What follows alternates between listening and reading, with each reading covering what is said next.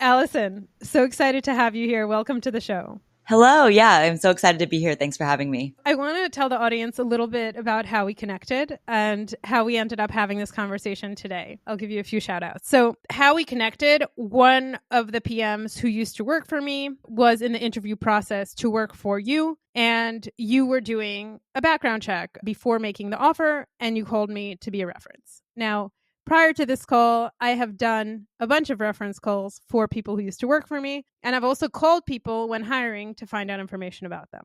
Why was this call different? Because first of all, those calls are usually quick. They're 15 minutes at most. They ask the pre-canned questions. You give the answers or you get the answers. You say, cool. They're not saying this is a horrible person or won't do their work. Let's move on. And as this conversation is going, and we're like in the 45th minute of the conversation, I'm like, holy shit, this is the most in-depth, detailed reference call I've ever done with someone. She's not letting up. She's going really deep. And you kept on digging to a point where I really couldn't give you my canned answers anymore. I really had to stop and think, wow, that's a really good skill to have. And I wonder what information you got out of it, what kind of signs you were looking for, how really you do this art of a reference check. I thought if I find it useful, I'm sure others will find it useful as well. So that's how we ended up where we are today. And I will just say that normally they don't always go that deep. And I felt such a huge amount of wealth of knowledge and transparency from you, actually, that I thought that you were also one of the strongest references that I had spoken to. And so I think that that's something that we can also dive into, which is how to be able to read the person that you're speaking to in terms of how much valuable information that you can get from them.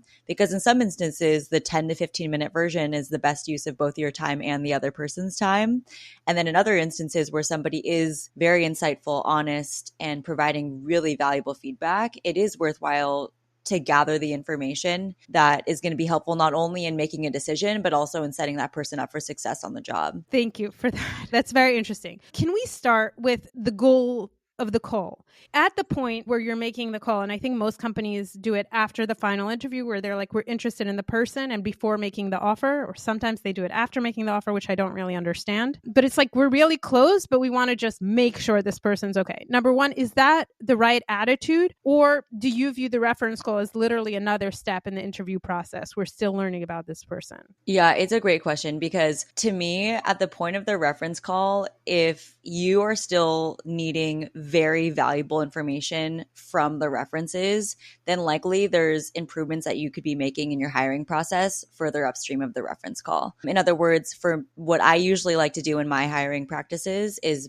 by the time you're speaking to someone for a reference, the goal is really to understand how am I seeing this person from different angles, especially in a product role that's key or in a more leadership role. How are they working more cross-functionally, seeing them from their manager, seeing them from their cross-functional peers? How am I getting more data points that are just supplements to other on-the-job examples that I've already collected so far, and maybe validating little open questions that still exist? And then the one that I think is the most underrated is the one about understanding how to set this person up for success. So what is this person going to do when they are demotivated or when they're under a lot of pressure or when they're really stressed, as well as what are they going to be motivated by? What is going to excite them? What is going to be opportunities that they will thrive in? And these are opportunities that you can get that feedback from a diverse array of stakeholders. The one thing you're not bringing up, and I'm wondering if I should be listening for, is red flags. Is that something you're looking for, or that's just the absence of reinforcement of those examples? So this is an interesting one. I find that because a lot of the times the people that are developing the references are doing so in a curated fashion. So they're smart about finding people that are really, really biased. Often at the point of a reference check, of course, if somebody comes up with a red flag, then that's definitely input into the hiring process.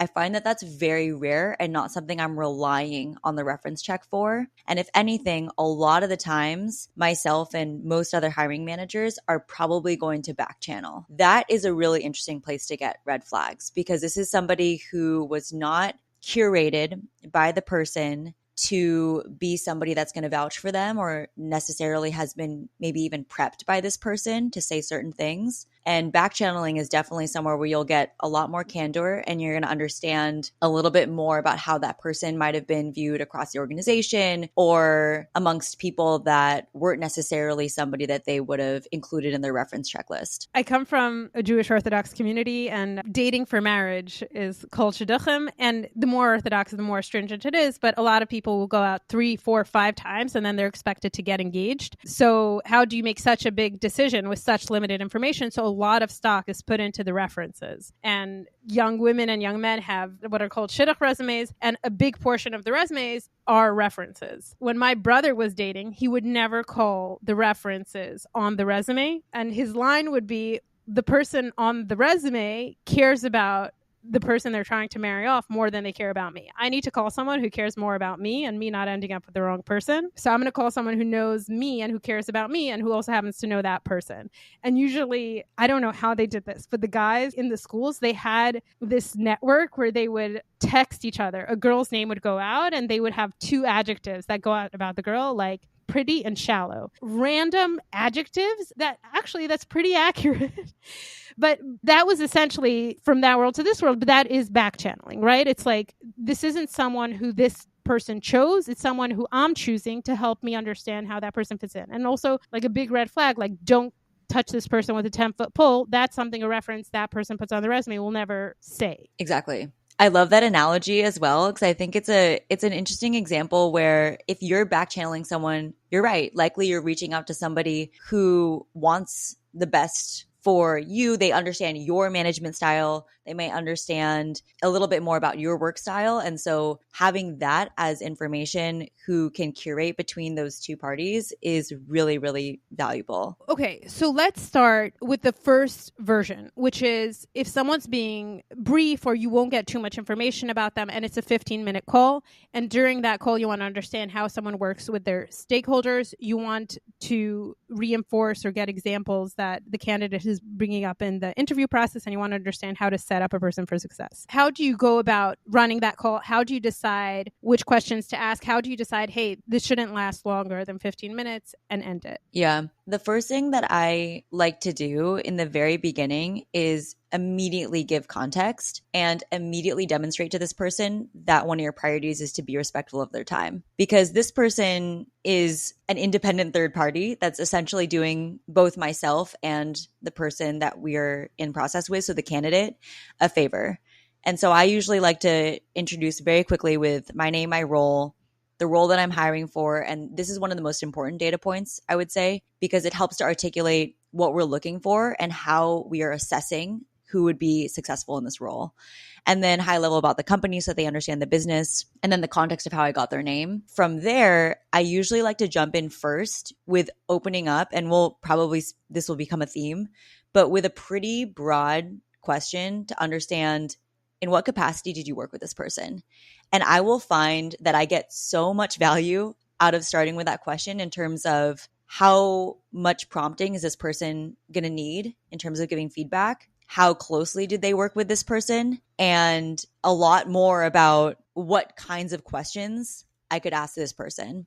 And I think this is also a tip for somebody if you are in the process of getting hired and you are in the candidate perspective. One thing that's really valuable to the hiring manager is when you give someone the reference information, to not only give their contact information and their name, but also to articulate in what capacity did you work with this person. If it's just very brief, to say, here's the company and here's how I collaborated with them, is really helpful so that the hiring manager doesn't have to do all of the research on LinkedIn and then try to make assumptions about how you might have worked together. But even still, if they give you that information, as a hiring manager, I still like to lead with that question because of how much information I gather between the lines about how that person responds to that question. Let's talk about the possible different responses to this question and what they indicate. Yeah, so I would say that you'll get anywhere from the spectrum of, I was an engineer, and this is an example of an actual time that I was a hiring manager where I asked this question. And someone responded to me and said, I was an engineer and I worked on a team that was adjacent to this person. That was their answer, which answered the question. It did. But what did I learn from that? I learned, so this person with zero prompting, answered purely the question. And I also learned that from that answer, it seemed like they didn't view themselves as a close collaborator to this person. And it ended up being one of those instances where the first, 3-second impression ended up being pretty valuable, because then that interview went on to them frequently saying, I'm not sure if I'm qualified to answer that question, or I didn't really get a good sense, or I couldn't really remember. And so just from answering that first question, it helped me understand the context to why they were answering their further questions that way. Whereas if I just jumped right in and said, hey, what do you think are this person's greatest strengths or their greatest areas of improvement? And they might have started to hesitate or not really know, or say, I don't really know if I'm qualified. I might have interpreted that as a red flag, when in fact, it was just that this person didn't feel like they were probably best positioned to answer that question. It also revealed to me, okay, this person was probably in an IC capacity, maybe didn't have a lot of experience with providing performance related feedback for somebody. And so I'm taking that into consideration when they're answering any of the further questions. On the other end of the spectrum, and I could even use our call as a good example, where when I ask, okay, well, what is the context that you worked with this person? And then they say, well, I was actually their manager. And then they might go into a lot of other context around, here are some projects that they worked on.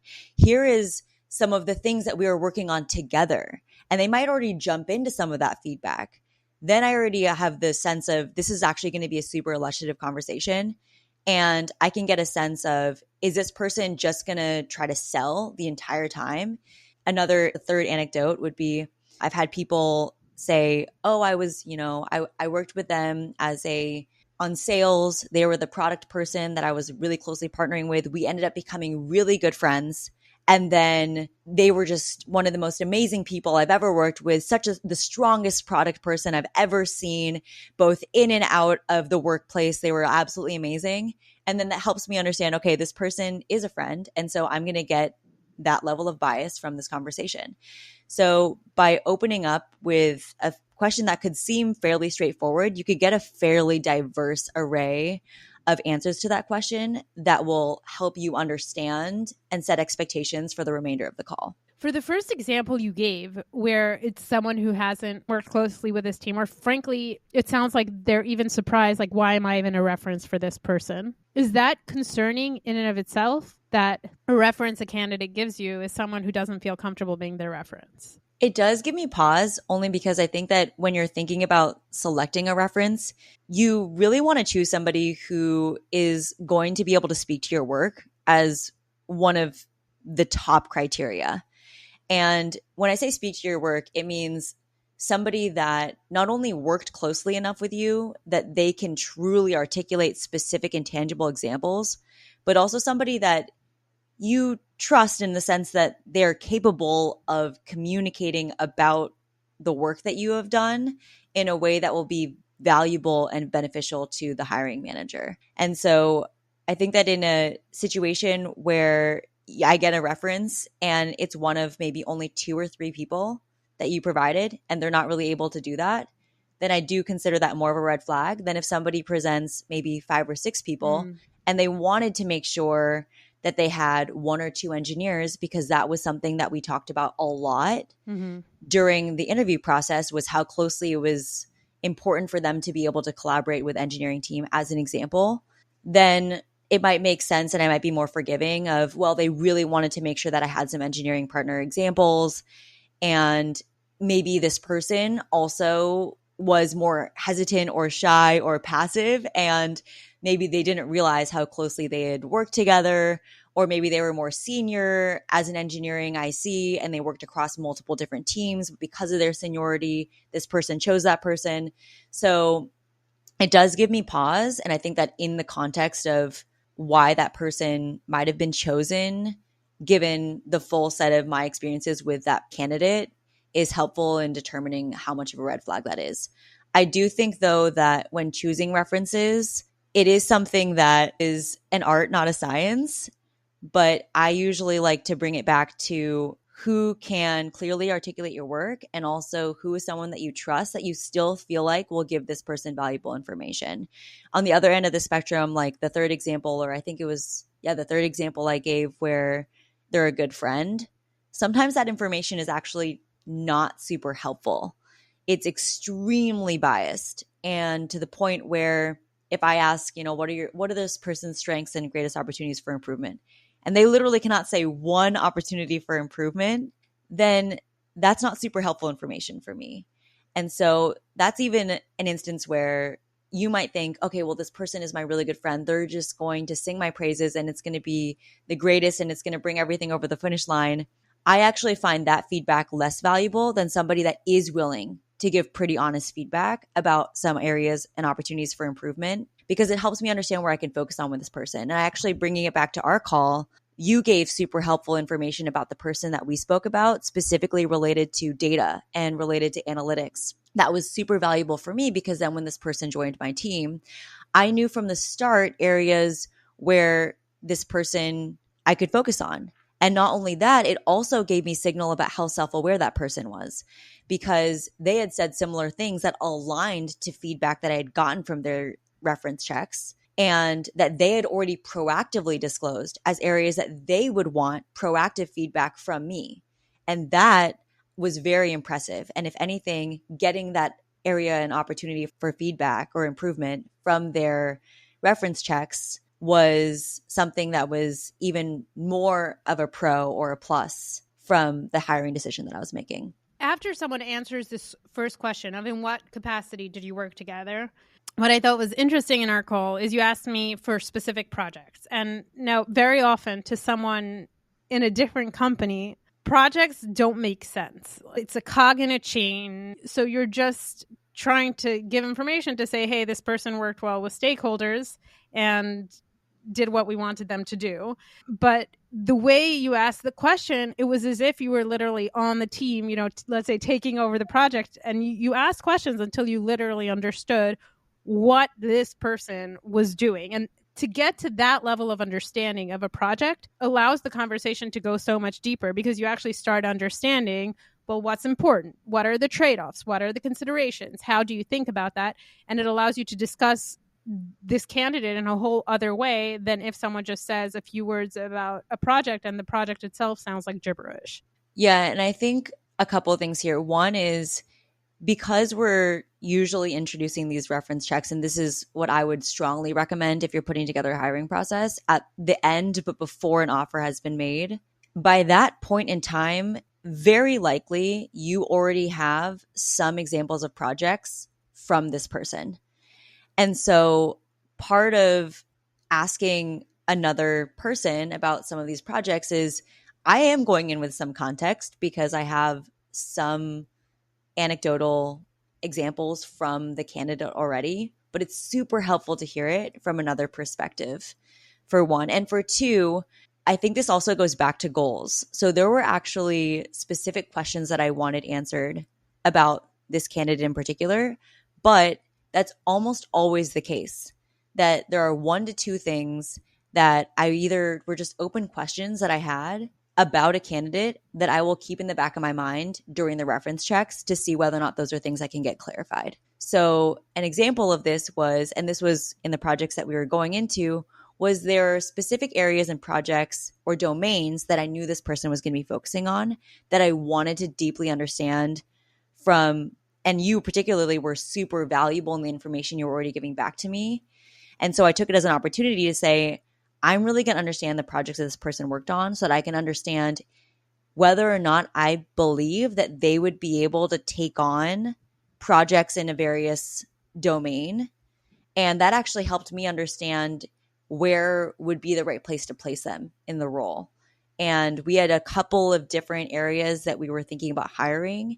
And by going a level deeper on the projects this person had worked on, where they thrived, where they had less experience, where they might have struggled a little bit more, where they had to be really resourceful, was super valuable. And so by getting into that level of detail in the projects was sort of the only way for me to be able to vet that level of clarity from the experiences that they had had in working with you. Let's talk about the friend person, the seller, as you put them. I kind of have 2 questions there. So the first one is that person, and I think most people who you call in the reference want to be a good reference. No one wants to be that person who someone calls about them and then they give information and then it's like, hey, after they spoke with you, the offer fell through. What happened? At the same time, like, we don't want to provide information that's false. So the person who's providing the reference definitely has an incentive to sell or to paint pictures in the best light. You on the other side are going to be receiving information that you know is biased. What's your strategy there for trying to cut through the bias or to read between the lines or to get additional information, or where you even reach a point and say, okay, I'm not going to get anything out of this call. Goodbye. Yeah, and I think you hit it on the head because there's some reference checks where that person is in such a committed mindset to sell that you're just going to have to take all of that information with a grain of salt. And that's actually why I do think that there's value in when, if you are in the candidate perspective, choosing somebody who's going to be able to provide a really honest and reliable articulation and being able to give them permission to do that is something that could be valuable from your perspective. If you are being a reference, I think that your actual feedback comes across as significantly more trustworthy if you are able to provide an honest reflection in the same way that if you were interviewing for a position and somebody asked you about what are your greatest strengths and opportunities for improvement, and you were just to say, I don't have any opportunities for improvement, it already comes across as a bit of a yellow or a red flag because you're trying to portray that you're able to provide an honest reflection. And so in being in the position, and this is what I do when I'm a reference, I will always give an opportunity for improvement in a way that I think is honest so that I am demonstrating that I'm willing to be a reliable source of information. And because I'm usually speaking to a hiring manager, that person is going to help set somebody that I care about, who I worked with previously, up for success. And quite frankly, if some of those opportunities for improvement are not going to be compatible with what this person needs, it's in the best interest of both the person that I'm referring as well as the hiring manager to have that information, is my philosophical approach. Yeah, go ahead. No. I'll hold it. I was going to say, the question that you specifically asked, though, was about what are strategies that you can use to try to navigate that conversation with the person who's trying to sell. And I would say that in that situation, the key thing is just continuing to ask very open-ended questions. And the more open-ended, the more that you're giving that person the space to be able to just provide various information. I usually like to bring it back to tangible examples. So if they're saying this person was amazing, they were so good at, let's say they're talking about time management. They were always keeping us on top of everything. They were able to manage the projects and they were communicating super clearly. They might be just saying all these random pieces of feedback. Then what I like to do is ask, can you provide me with some specific examples? Can you bring this to a specific project that you worked on together and how that person contributed to the project? So bringing it back to something that's a little bit more factual, evidence-based, specific, example-driven, so that then you're talking around a specific topic and exactly how that person navigated that situation. And instead of talking about theoretical traits that that person is presuming, you're now talking about tangible examples that you can interpret of where they were thriving and where there were areas that they were really excelling and how that person applies their feedback to something specific. I think the other thing that you can do is provide a little bit more context into why you're asking for certain information. And so you could say, we love this person. We're really excited about this person. It'd be helpful for me as a hiring manager to understand, if I'm trying to set them up for success, what are some areas where they might need more support? Or what are some things that I should be aware of when thinking about being the best manager for this person, so that they're no longer in the state of, I need to convince this person to hire my friend. And they're more in a state of, oh, we're actually having a shared goal here.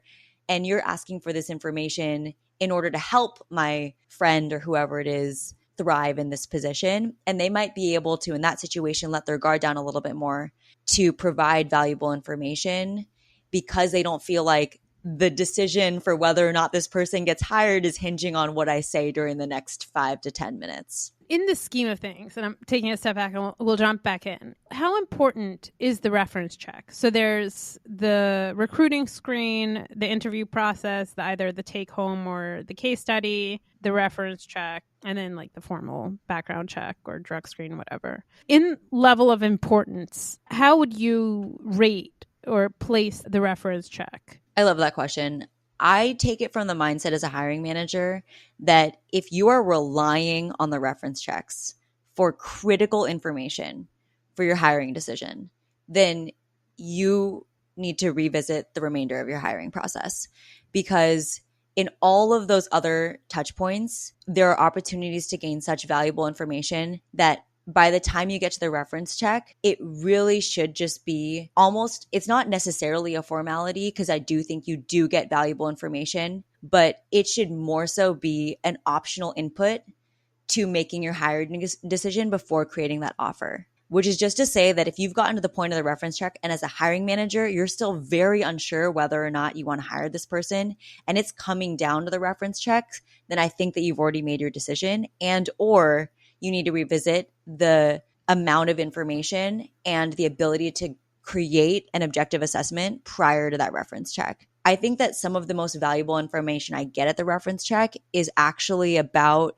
at that point, how am I setting this person up for success? Maybe I'm making better information or a better informed decision about where I'm placing this person. If you have a bigger product team and you might have multiple roles open, and or about you as a hiring manager, what are things that you can keep in mind to make sure that this person is set up for success? Those are the main goals I like to have at the reference check. That helps me understand I'm getting really good feedback from the remainder of my process, such that I'm using those calls just to get extra information that's going to help set both me and this person up for success. And part of the reason that I say that is that you could get somebody who does have a lot of colleagues that are really in their favor. They have a really good rapport, which is great because you're probably hiring a really strong candidate. But then if that's the case, you run the risk of getting 3 to 5 people who are all just going to be the sellers. They're just going to do the selling thing, in which case you're not necessarily going to get that valid and super valuable feedback from them, especially if this is somebody who's historically been in more junior roles, potentially been in only IC roles.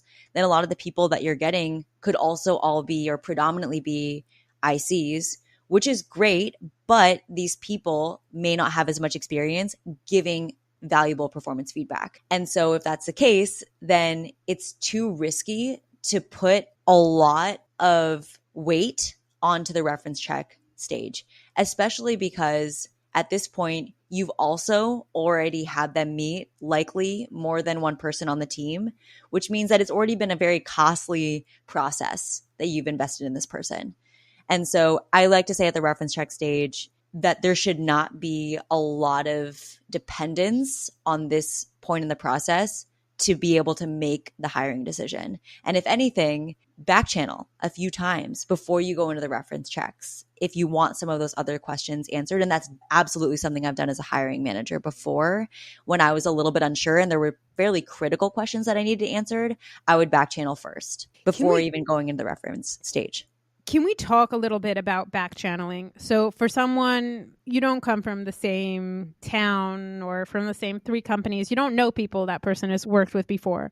How do you go about finding someone who will be a reference for this person? Yeah, and I think I actually hate the term backchanneling just because I feel like it has such a negative connotation. Like going behind someone's back? Exactly, yeah. Whereas I think that what it is more so, or the way that I think about it as a hiring manager, is reaching out to somebody in my network who I think could help me navigate this hiring decision. So when I think about it that way, I'm thinking about who do I know in my own network that I find trustworthy, who would be a thought partner to me in helping me make this decision because they have more information than I do about their priors with this person. And so oftentimes what I'm doing is sort of a similar thing that the candidate probably and hopefully is doing about the company, which is reaching out to people within their network to get connections into, is this the right culture fit? Is this somewhere that I actually want to work? Did people have good experiences working here? In that same regard, as a hiring manager, I'm looking into, okay, well, where has this person worked? And you're right, I might not know the engineer that they partnered with at their exact team, but I might know somebody who worked at that company and left, or who might have worked in a different department at that company. I might reach out to them and just say, hey, Would you be open to having a chat? Did you work with this person closely? And if not, could you introduce me to somebody who might have worked more closely with this person? And usually people are not more than 1 to 2 degrees away from having worked with that person in some capacity, which is also just a reminder that a lot of times this community and this network can feel pretty small because of how interconnected a lot of people are. And through that, I usually just set up a time to them. And again, this is a total favor that they're doing for myself and maybe even the person that they worked with to have that candid conversation. And that way I'm able to ask some more targeted conversations and some questions. I've done this in the past where somebody was a prior manager of this person. I might ask as a hiring manager, do you think that this person would be a good fit for the role as I've described? Because they're somebody that at this point I almost view as an advisor to me. Right. And so I find that to be really valuable. Let's talk about the weakness question, right? Because it's known to be the biggest trap in the interview process, and it's really tricky in a reference situation as well. So there's this whole school of thought of when someone asks you for a weakness, really it should be, I work too hard and I'm just too smart. Something that you fake or pretend is a weakness, but really you show how ultimately it's a strength. And then there are a few companies, like Amazon is one that's famous. It's like when they ask you for a weakness, they're actually asking for a weakness. They don't want to know how you never sleep. So when it's tough in the interview process where you're asking a person directly, where you're asking a third party on what's an area you could improve on or the candidate can improve on. And I feel like now even a lot of the interviewees, a lot of the companies changed the question from what's your biggest weakness to what would your manager say is your biggest opportunity for improvement. So what are you looking for when you're asking that question? How much honesty is realistic to expect? What kind of signals, et cetera? And I know you touched on this a little bit in the beginning, but. Yeah, and I think it is a fair question because even in the instances where people are nervous about how honest they should be, I have a couple thoughts here. So one is the thing that I'm looking for is how much does this person have a growth mindset? And how self-aware is this person? And as a hiring manager, regardless of the level that I'm hiring for, those are two things that I personally really value. And if those are something that you really value, and I've had people who I've hired say, I look for managers that will be invested in my growth and be invested in me as a person. And so it's really is one of those instances that I do think that it's an opportunity for identification of a culture fit on both sides. Because as you said, there are some companies that really do lean into, I want honesty, I want transparency, I want to be able to understand self-reflectiveness in understanding where there are opportunities for growth. And that actually could be a huge turn on or turn off for certain people. And for me, it's a turn on in the sense that I do really value growth mindset. I do value self-awareness. And so that's one. I think the second is I will be fully transparent and say that there are instances where somebody has said an opportunity for improvement, and it did help me understand that they actually wouldn't be a good fit for the role, either because they were too junior or because the areas that they really needed growth and where they would have needed a lot of coaching were areas where I, at that time or place, wouldn't have had the bandwidth or resources to provide them with the coaching that they would have needed to be set up for success in that role, or that they were skills that were absolutely so critical to be succeeding in that position that it was not going to be a good fit in the sense that that's actually an area where I need you to be like most thriving and not an area where you would need to be able to grow, like be invested in to grow. Do you have a specific example, obviously anonymized? Yeah, let me think of one. I had an example of one person when I asked them about an opportunity for improvement, and this is a candidate, say that their opportunity for improvement was that they were super impatient with their stakeholders. So they essentially said, I have a really good intuition when it comes to what is the right thing to build on my product domain. And I have a really hard time being patient with bringing a lot of my stakeholders along. And we can all relate to this. I think you can all think of a PM or a person, a stakeholder that has this opportunity for improvement. So in a way, it actually did demonstrate self-awareness. Now, the role that I was hiring into at the time was an extremely cross-functional role. Not only was it cross-functional, but the cross-functional partners they'd be working with weren't well-versed in tech, which means that a lot of the job for being a successful product leader in the space would have been in helping to bring stakeholders along who had no experience or limited experience collaborating with a product manager or with a tech team in general. So there's going to be some component of education and a lot of patience needed in this role. And so that was an instance where that signaled to me that this person actually probably wouldn't be a good fit for this role. But in both ways, that person probably would have had to use an extremely large amount of patience on a day-to-day basis, such that they probably wouldn't even find the role and the day-to-day experience of being in the role energizing. It would have been draining for them because they'd constantly have to be having these conversations with people to bring them along and to educate them on the role in order to get to the point where they could drive outcomes. And some other people who that's their superpower would strive in that role already. And so that sort of leads me to my point of, I personally like it when people are really transparent about their opportunities for improvement, even in the case that it's not a good fit, because that is what we're trying to do in the hiring process, is weed out areas where the person isn't going to be set up for success, or the person is going to be completely drained by the actual roles and tasks that they'll have on a day-to-day in this position. And I think that especially in a role like product, where each company, each stage of the company, each industry is going to have a slightly different flavor of what that role looks like, it is very valuable to be able to have some of those honest conversations, in my perspective, as early as possible to better understand whether or not it's going to be a good fit, knowing that the flavor of the role could be a way different experience somewhere else. And similarly, on the reference check side, I think that there's a lot of value when you see that the person is saying similar areas and opportunities for improvement that that person had disclosed earlier in the process. So I, for example, will always ask the candidate, what do you believe are your major strengths and opportunities for improvement? And I'm asking the same question to their references. And so it is a really interesting opportunity. It's not necessarily a test. I don't view it as a complete failure if somebody's saying something different than they had themselves disclosed. I've had instances where somebody will say in a reference check, their biggest opportunity for improvement was making sure that my team was way more in the loop on every single prioritization decision that was made. And then the person, in the actual interview process was talking a lot more about how they wanted to up level in how they were managing and tying all of their investments back to business outcomes and revenue metrics. And I don't look at that and think, oh, well, this person had no self-awareness. That's a complete failure.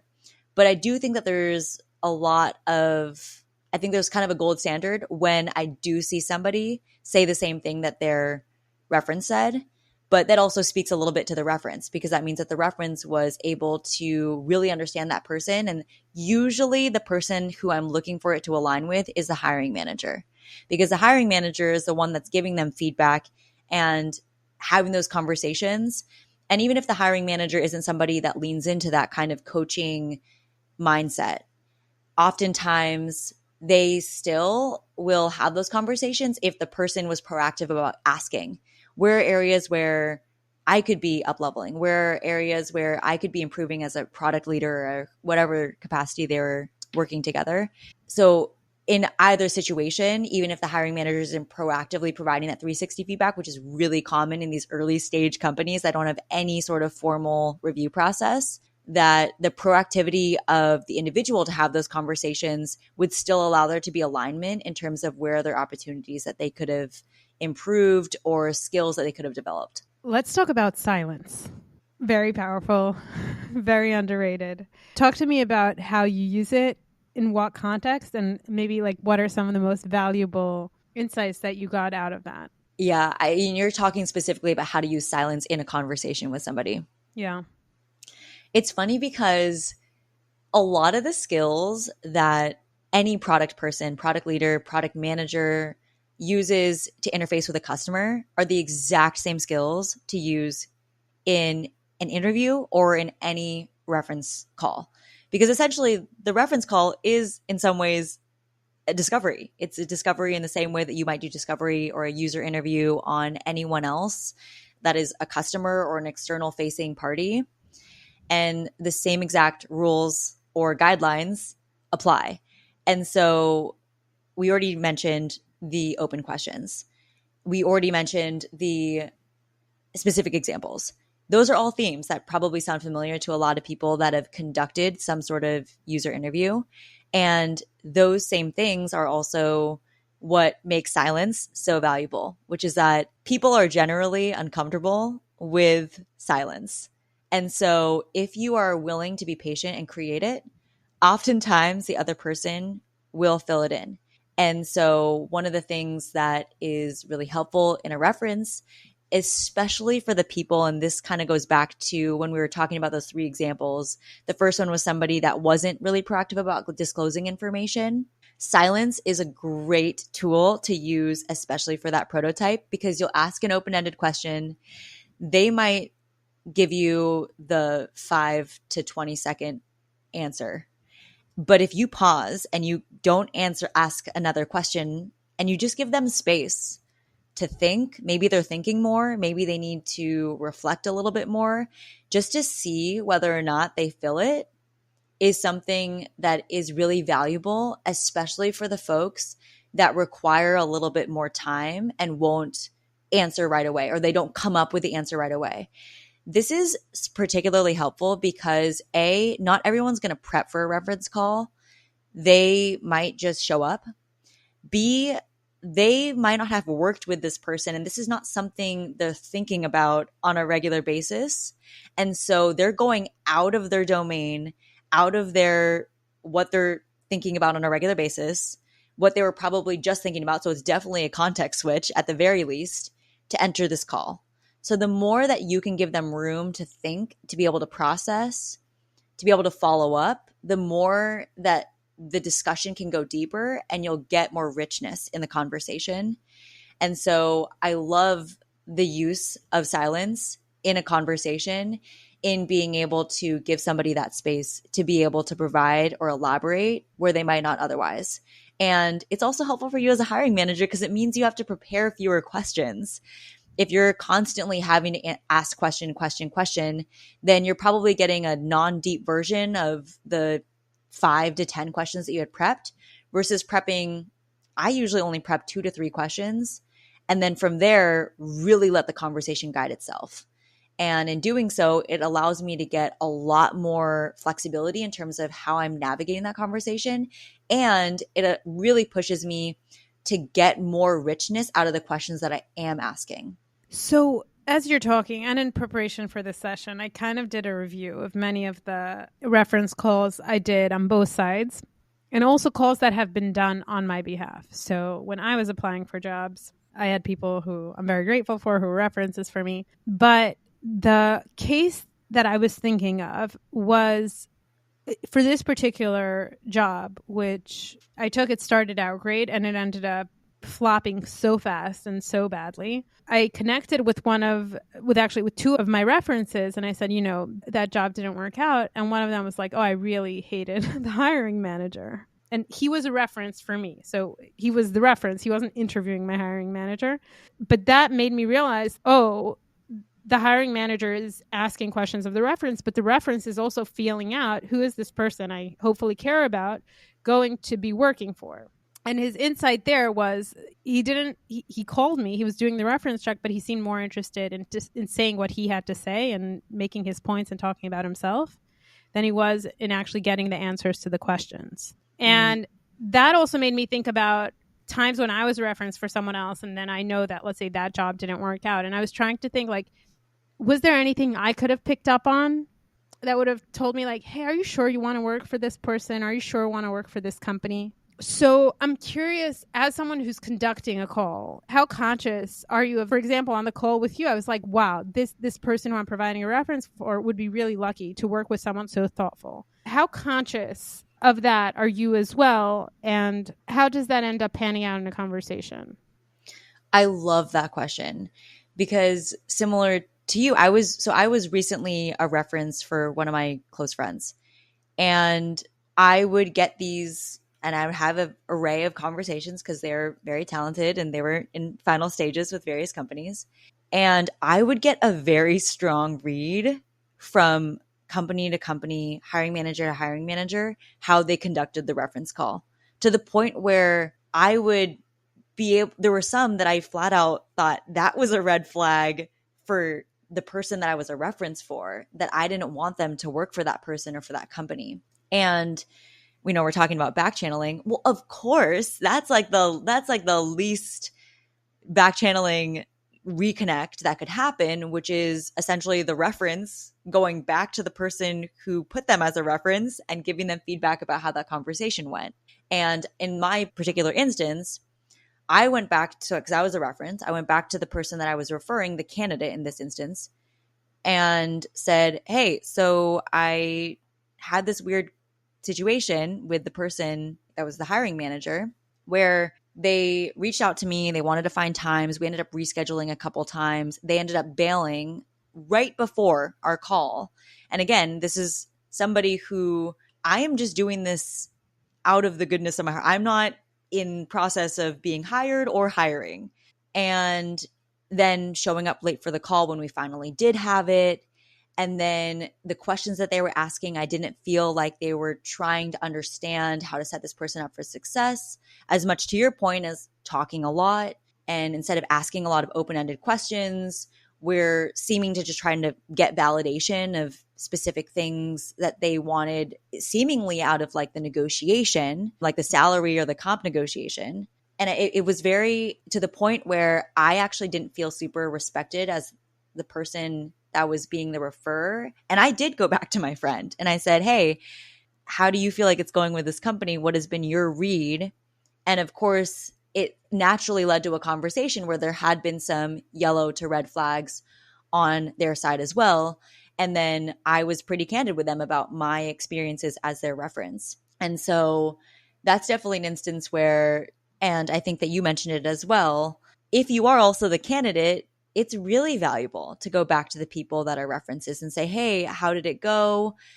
Thank you so much for being a reference, because you also want them to be having a good experience in the sense that they're probably doing this at various different companies that you're in process with, and they're getting really interesting feedback in terms of how that very brief interaction goes. And there have been instances where somebody conducted a really good reference call with me that I did also go back to my friend and say, that was amazing. They're clearly invested in you.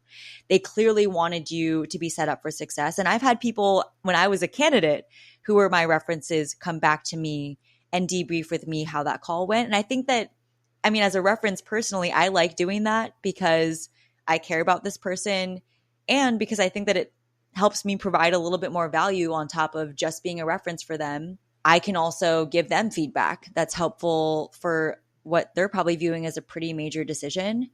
And so as a reference, that's something I always like to do. And as a candidate, it's something that I also like to get feedback from my peers about. And one more question, and then we'll go into a round of lightning questions. This is going long, but I'm loving it. What do you say? I've seen more and more companies not conduct reference checks at all.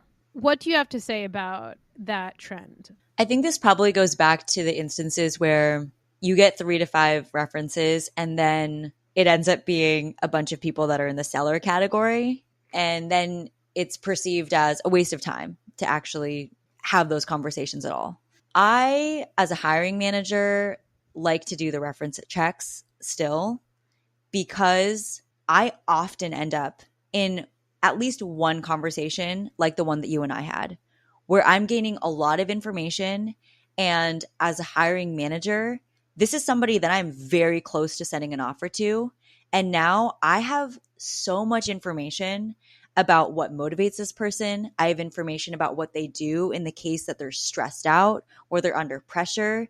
And those are all things that will help me not only navigate the negotiation, but it'll also help me navigate supporting this person on the job. And I think that that's some of the most valuable information that you can get from a reference check, and something that I wouldn't skip given if I were to stand up an entirely new hiring process today, which is something that I didn't, I mean, I had to do that earlier this year and I still continue to have the reference check. And so I think that there's shortcuts that people are taking across the entire interview spectrum, especially at earlier stage companies, where I feel like we've gotten into the extreme that super, super early stage companies are willing to hire someone off of one or two conversations.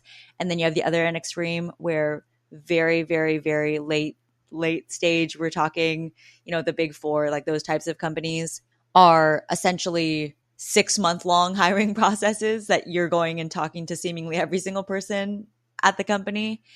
And I do think that the reference check stage is one that can be valuable regardless of what stage of the company you're at. And I know because I've been there that at earlier stage companies, when it feels super busy and chaotic and like a waste of time that you don't have, I still am a huge, huge, huge proponent, having learned the hard way, that the hiring decisions you're making are some of the biggest decisions you're making as a company.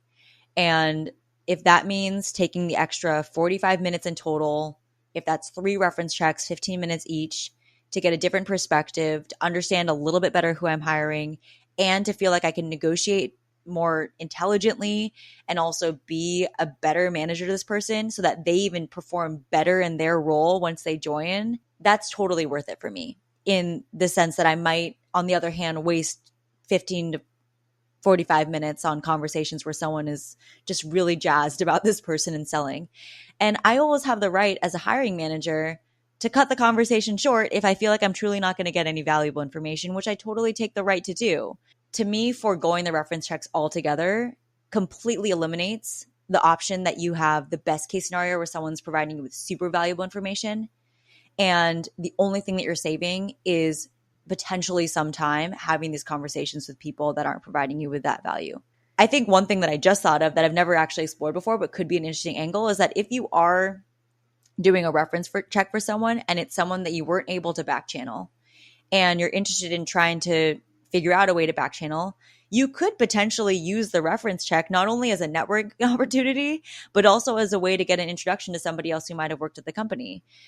I have never actually tried potentially specifically getting an intro to somebody else to do a back channel, but absolutely I've used reference checks as an opportunity to network, where on both sides I've been somebody who was a reference, who I then got introductions to people that I was super excited to have met and who I kept in touch with, who I reached out to and tried to maintain contact with, because it was one, for example, was an investment firm that I thought was a really interesting introduction, and ended up keeping in touch with them because I enjoyed learning about their angle as an investor.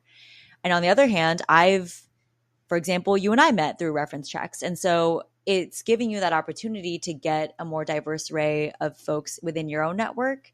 That's obviously not the primary reason that you're doing a reference check, but it's absolutely something that I've gained over time, having spoke to different people throughout the industry. As you're talking, one more thought that's coming to mind is, even if it's 3 to 5 sellers, but I think there's value in and of itself of having those 3 to 5 individuals vouching for you.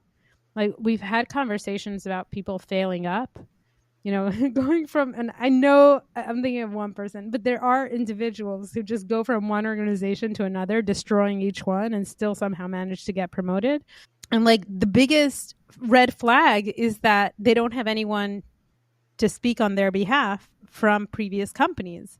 So even if it's someone, like, worst case scenario, it's like you have 5 people and everyone will just be like, oh, they're perfect, blah, blah, blah. That's better than having no one willing to say, I'm not going to talk about that person because I don't want to go there. Absolutely. Yeah, I couldn't agree more. And even with those people that are selling, I actually think there is even value in understanding, because they'll say something and they'll, at the very least, the sellers will give you information on what motivates this person. They'll give you information about what their strengths are, whether or not that aligns to the strengths that you had said.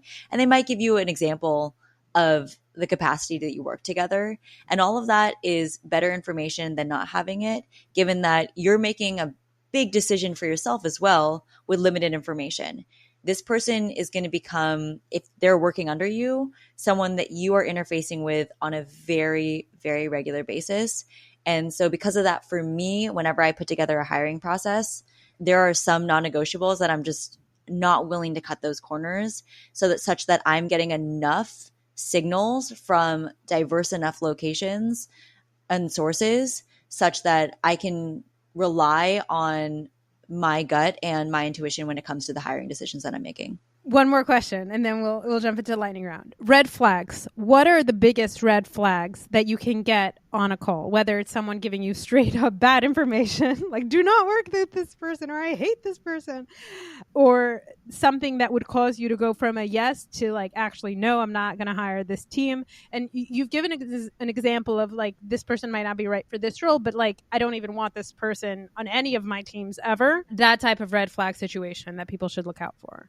Yeah. So full disclosure, I have never had someone hop onto a reference call and be like, let's be very clear. I don't like this person. Do not hire them. They're absolutely red flags everywhere. So if you've had that experience, please let me know. That I'm just curious. That's very interesting. And I'm so confused about how that person ended up on the reference list. But I will say that I have had instances where I've had a conversation with someone, and from that conversation, I realized I'm not going to hire that person.